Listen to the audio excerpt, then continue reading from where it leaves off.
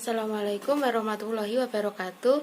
Kami dari kelompok 9 akan mempresentasikan materi kelompok kami, yaitu media dan alat permainan edukatif untuk mengembangkan kemampuan kognitif dan kreativitas anak usia dini.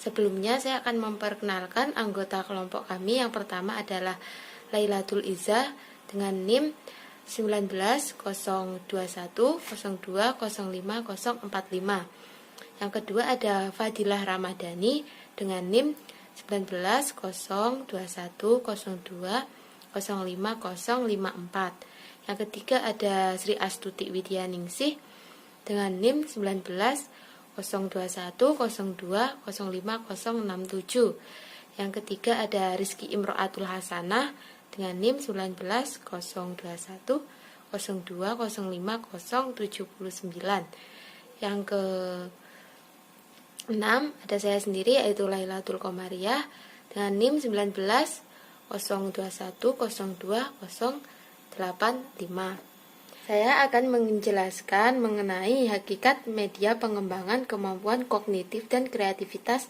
anak usia dini. Yang pertama adalah pengertian kemampuan kognitif dan kreativitas menurut Gordon dan Bowney dalam Yuliati 2010. Kreativitas merupakan kemampuan anak menciptakan gagasan baru yang asli, imajinatif, dan juga kemampuan mengadaptasi kemampuan baru dengan gagasan yang sudah dimiliki. Selanjutnya, menurut Guilford dan Munandar tahun 1999, pada studi faktor analisis seputar ciri-ciri utama dan dari kreativitas, membedakan antara aptitude kognitif dan non-aptitude traits, yaitu afektif yang berhubungan dengan kreativitas. Yang pertama adalah ciri-ciri aptitude kognitif dari kreativitas meliputi kelancaran, kelenturan, orisinalitas dalam berpikir. Yang kedua, ciri-ciri kreativitas dari non-aptitude traits yaitu meliputi kepercayaan diri, keuletan, apresiasi estetik, dan kemandirian. Sedangkan jika dijelaskan dari segi kognitif, kreativitas merupakan kemampuan berpikir yang memiliki ciri-ciri antara lain yaitu kelancaran, kelenturan, orisinalitas, dan elaborasi.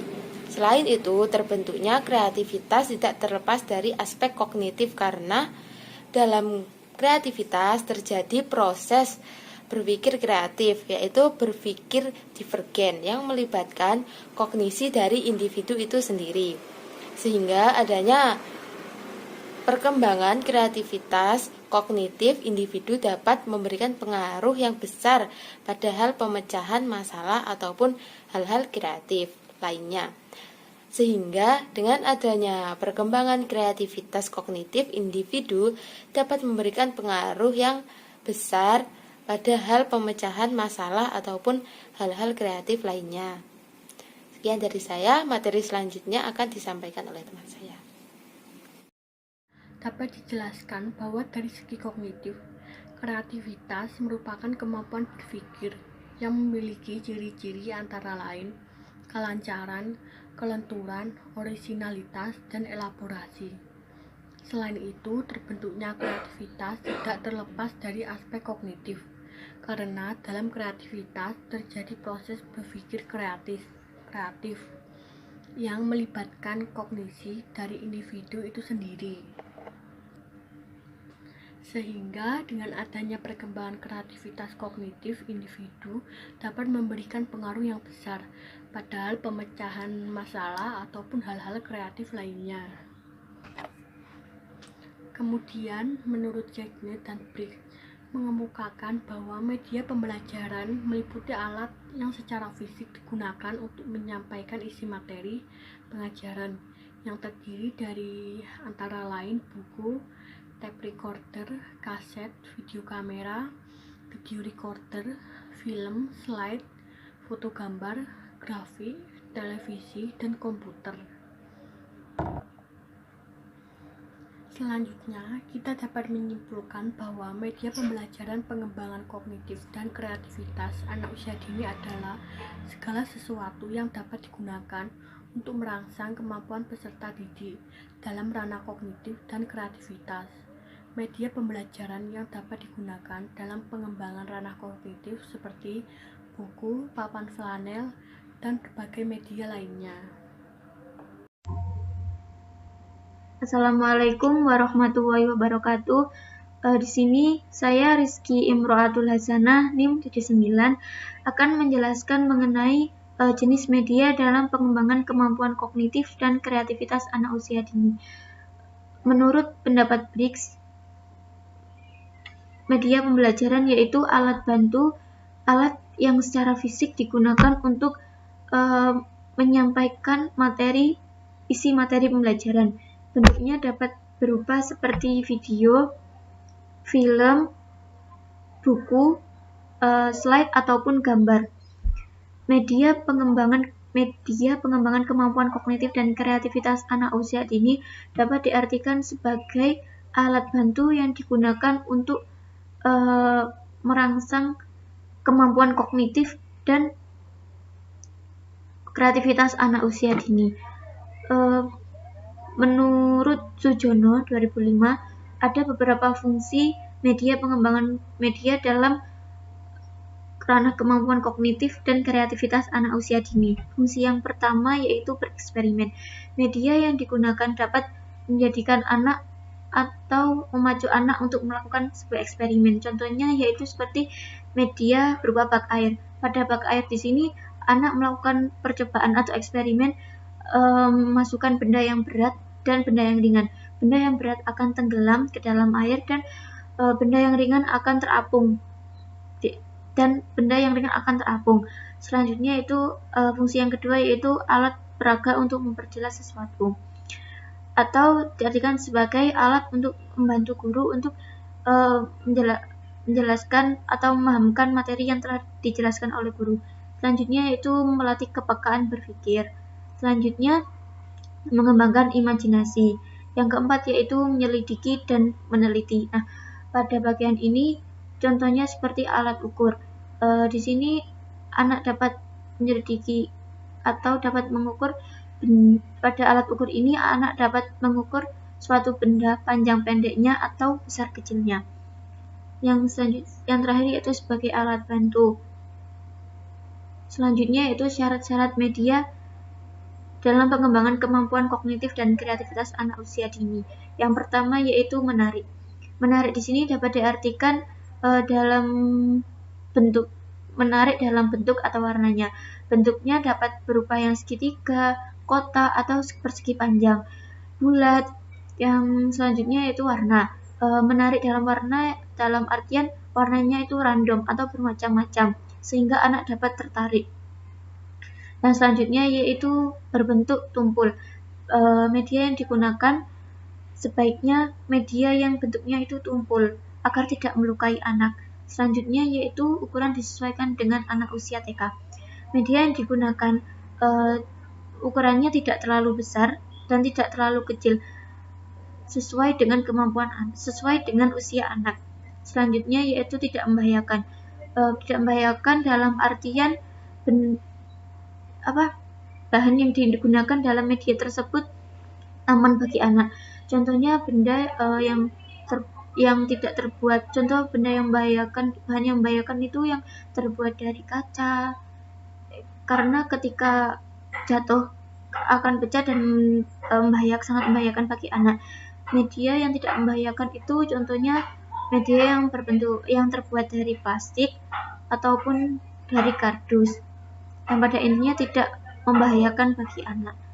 Mungkin cukup itu dari saya. Selanjutnya akan dijelaskan oleh teman saya. Terima kasih. Selanjutnya yaitu jenis media dalam mengembangkan kemampuan kognitif dan kreativitas anak usia dini. Yang pertama yaitu balok atau kotak bangunan. Yang kedua ada kotak-kotak huruf. Yang ketiga papan pengenal warna. Yang keempat boneka. Yang kelima buku-buku atau story reading. Yang keenam gelas ukur.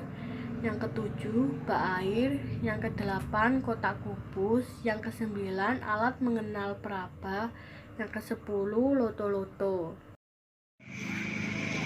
Perkenalkan, nama saya Sri Astuti Widyaningsih, NIM 190210205067.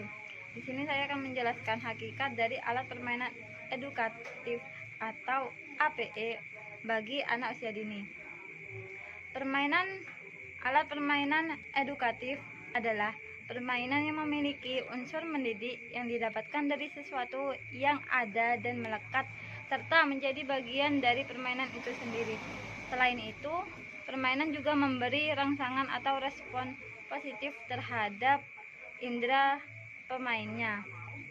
Indera pemainnya atau panca indera yang dimiliki oleh anak usia dini tersebut. Kunci pertama dari suatu permainan dapat dikatakan edukatif jika permainan tersebut memiliki nilai guna, efektivitas, dan efisiensi yang mengarahkan proses mendidik secara positif atau menjadikan anak usia dini menjadi lebih aktif. Alat permainan edukatif atau APE adalah segala sesuatu yang dapat dipergunakan sebagai sarana atau peralatan untuk bermain yang mengandung nilai pendidikan dan dapat merangsang pertumbuhan otak anak dalam mengembangkan seluruh aspek kemampuan atau potensi yang dimiliki anak. Selanjutnya saya akan menjelaskan dari manfaat alat permainan edukatif. Di sini saya akan menjelaskan manfaat dari alat permainan edukatif atau biasa kita kenal dengan APE. Manfaat alat permainan edukatif adalah untuk mengembangkan atau memberi stimulasi kepada anak usia dini terkait dengan aspek perkembangan anak tersebut. Aspek perkembangan anak usia dini ada 6. Yang pertama, fisik motorik, perkembangan kognitif, perkembangan kreativitas, perkembangan bahasa, perkembangan sosial, dan perkembangan emosional. Assalamualaikum warahmatullahi wabarakatuh. Perkenalkan, nama saya Fadia Ramadanti, NIM 190210205054. Di sini saya akan menjelaskan fungsi alat permainan edukatif. Fungsi alat permainan edukatif yang akan saya jelaskan itu ada 4. Pertama, menciptakan situasi bermain belajar yang menyenangkan bagi anak. Sebagaimana yang telah dikemukakan sebelumnya, bahwa kegiatan bermain itu ada yang menggunakan alat, ada pula yang tidak menggunakan alat. Khusus dalam yang menggunakan alat, anak-anak dalam tampak menggunakan alat itu menikmati kegiatan belajar karena banyak hal yang mereka peroleh melalui kegiatan belajar tersebut. Yang kedua, menumbuhkan rasa percaya diri dan membentuk citra diri anak yang positif. Dalam suasana belajar yang menyenangkan, anak akan mencoba melakukan berbagai kegiatan yang mereka sukai dengan cara menggali dan menemukan sesuai yang ingin mereka ketahui. Kondisi tersebut sangat mendukung anak dalam mengembangkan rasa percaya dirinya. Yang ketiga, memberikan stimulus dalam pembentukan perilaku dan pengembangan kemampuan dasar. Sebagai contoh pengembangan alat permainan dalam bentuk boneka tangan akan dapat mengembangkan kemampuan bahasa anak karena ada dialog dari tokoh-tokoh yang diperankan boneka tersebut. Anak-anak memperoleh pengetahuan tentang berbagai hal yang disampaikan melalui tokoh-tokoh boneka tersebut.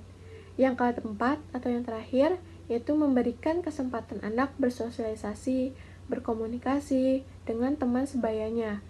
Alat permainan edukatif berfungsi memfasilitasi anak-anak mengembangkan hubungan yang harmonis dan komunikatif dengan lingkungan di sekitarnya, misal dengan teman-temannya. Selanjutnya, alat permainan edukatif memiliki berbagai jenis, yaitu pertama, jenis alat permainan edukatif yang diciptakan oleh para ahli itu ada 4, yaitu Peabody, Montessori, Judge Questionnaire, dan Variable. Selanjutnya, APS ciptaan Peabody ini, alat permainan edukatifnya bertujuan untuk mengembangkan kemampuan berbahasa anak. Contohnya itu salah satunya itu boneka tangan. Alat permainan edukatif karya pribadi ini memberikan program pengetahuan dasar yang mengacu pada anak pada aspek pengembangan bahasa, yaitu kosakata yang dekat dengan anak. Oleh karena itu, tema-tema yang dipilih dan disusun harus sesuai dengan pengetahuan dan budaya di mana anak berada. Selanjutnya, yaitu APE ciptaan Montessori. Maria Montessori menciptakan alat permainan edukatif yang memudahkan anak untuk mengingat konsep-konsep yang akan dipelajari anak tanpa perlu bimbingan sehingga memungkinkan anak bekerja secara mandiri. Contohnya itu yang dikembangkan oleh Montessori itu puzzle geometri. Selanjutnya, APE ciptaan George Questionnaire. George Questionnaire menciptakan balok kuesioner untuk mengembangkan kemampuan berhitung pada anak, pengenalan bilangan, dan untuk peningkatan keterampilan anak dalam menalar. Selanjutnya, APE ciptaan Froebel. Balok Blue-Dos atau yang lebih dikenal dengan kotak kubus. Dalam program pendidikan anak usia dini di Indonesia, kotak kubus ini banyak digunakan sebagai salah satu jenis APE, alat permainan edukatif, untuk anak usia dini yang dapat melatih dan mengembangkan kemampuan motorik dan daya nalar anak usia dini. Assalamualaikum warahmatullahi wabarakatuh. Perkenalkan, nama saya Lailatul Izzah, NIM 1902 10205045. Di sini saya akan menjelaskan materi tentang alat permainan edukatif yang terdiri dari berbagai jenis. Jadi, alat permainan edukatif itu terdiri dari 2 jenis. Menurut Takdirawatun Musfiro tahun 2012 menyatakan bahwa dalam alat permainan edukatif dikelompokkan menjadi 2 macam, yaitu APED dan APEM. APED merupakan alat permainan edukatif tradisional, seperti dakon, engrang dari tempurung, baling-baling bambu, bakiak, dan lain-lain. Terus yang kedua yaitu APEM, alat permainan edukatif modern. Biasanya banyak dijual di toko-toko terdekat. Dan untuk APEM sendiri, contohnya yaitu Barik dan Lego. Nah, Barik dan Lego ini merupakan salah satu contoh APE modern yang berorientasi pada pengembangan kemampuan visual dan konstruksi spasial bangunan. Tujuan atau manfaat dari APEM yaitu dapat mencipta dan mengembangkan daya imajinasi anak. Berdasarkan Permendiknas nomor 58 tahun 2009, APE dapat dihasilkan oleh 3 pembuat. Yang pertama itu APE yang dibuat oleh pabrik. APE ini merupakan alat permainan edukatif hasil produksi pabrik dan dibutuhkan ahli untuk pembuatannya. Yang kedua yaitu APE yang dibuat oleh guru, dibuat dengan memanfaatkan sumber daya lingkungan dan dapat digunakan dalam proses pembelajaran. Dan yang ketiga yaitu APE yang dibuat oleh anak, merupakan APE yang dibuat dari hasil kreativitas anak selama mengikuti proses pembelajaran.